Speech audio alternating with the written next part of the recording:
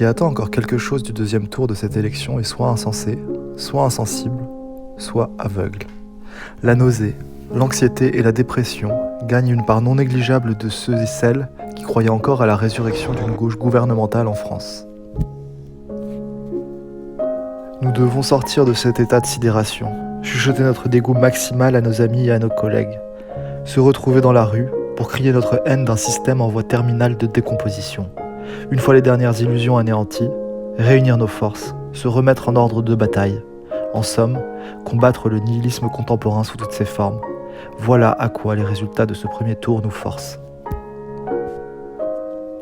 Nous laissons à ceux qui en ont encore le temps tout le loisir de débattre si le libéralisme autoritaire façon Macron est moins pire que le fascisme historique façon Le Pen. Qu'on aille voter ou non au prochain tour, ce sera toujours soit en se pinçant le nez, soit en s'auto-convainquant que son vote a encore une quelconque signification historique. Le choix du vote et le choix de l'abstention sont tout autant compréhensibles. Il n'y a personne à juger.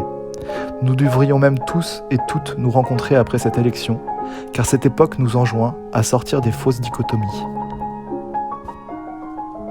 Il est évident que le paysage de la représentation politique est si sale, si sordide et si répugnant que nous comprenons bien en quoi Jean-Luc Mélenchon a pu séduire.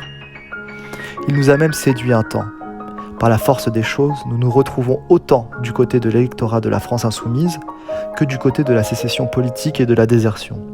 Surtout, il est évident que la victoire du Front National se concrétiserait par l'effrayante perspective de voir se poursuivre, amplifier, les exactions d'une police en roue libre et le racisme érigé en fondement de la gestion politique.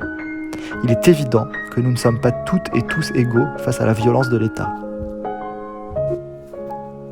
En réalité, quelle que soit l'envie ou le dégoût de replacer un bulletin de vote dans l'urne pour le deuxième tour, nous sommes nombreuses et nombreux à entendre au fond de nous-mêmes une petite voix qui nous appelle à tout envoyer valser, à fracasser cette grande scène médiatico-politique insupportable.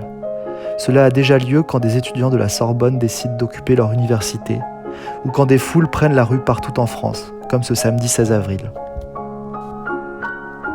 Cela se poursuivra de bien des manières, par exemple auprès des soulèvements de la terre, ou encore avec des manifestations antifascistes, mais aussi par l'approfondissement de formes d'entraide et de partage là où nous habitons, avec des solidarités concrètes auprès des migrants, mais surtout avec l'irruption à nouveau, dans l'espace public, de formes qui mettent à mal cette fausse paix sociale régnante, alors que le monde brûle, que la guerre menace et que la dictature de l'économie cherche à asseoir définitivement son règne sur des milliards de personnes.